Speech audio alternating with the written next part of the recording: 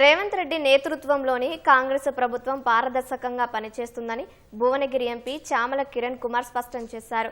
ప్రభుత్వం భూ కుంభకోణానికి తెరలేపిందన్న కేటీఆర్ ఆరోపణలు తీవ్రంగా ఖండించిన ఆయన అభివృద్ధిని బీఆర్ఎస్ పార్టీ అడ్డుకుంటోందని మండిపడ్డారు.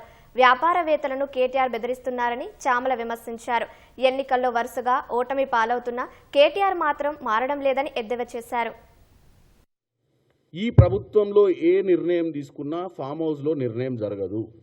ఈ పాలనలో ప్రతి నిర్ణయము క్యాబినెట్లో ఆమోదం అయిన తర్వాతనే ప్రజల మధ్యనకు కానీ జీవోలు కానీ వస్తాయి.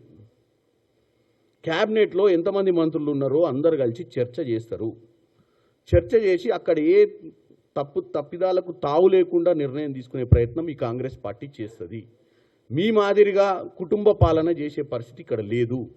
రేవంత్ రెడ్డి గారి కుటుంబ సభ్యుల్ని మీరు నిందల పాలు చేస్తే రేవంత్ రెడ్డి గారి కుటుంబ సభ్యులు క్యాబినెట్లో కూర్చోరు. మీరు కూర్చున్నట్టు వాళ్ళకి ఇష్టానుసారంగా రాజ్యాంగాలు తయారు చేసుకోరు, లేకపోతే జీవోలు ఇయ్యరు.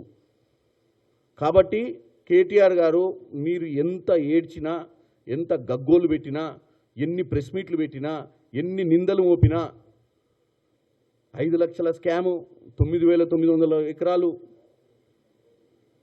ఆల్రెడీ అలాట్ అయిన భూమి అని మీరే చెప్తుర్రు.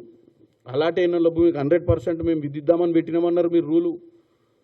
తర్వాత 200% మేము వేరే వాళ్ళకి ట్రాన్స్ఫర్ అయితే వాళ్లకు అలాట్ చేసిన భూమి మాకు వద్దని వేరే వాళ్ళకి ఇస్తే 200% అని చెప్తుర్రు. ఈ ప్రభుత్వం కేవలం 30% ఇస్తుంది కాబట్టి పైన ఆర్ఆర్ ట్యాక్స్ ఉంటుందని చెప్తుర్రు మీరు.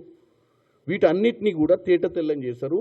మీ ఆలోచన కేవలం కాంగ్రెస్ పార్టీని నిందల పాలు చేయడానికే తప్ప మీ ఆలోచనలో ఏది సత్యం లేదు.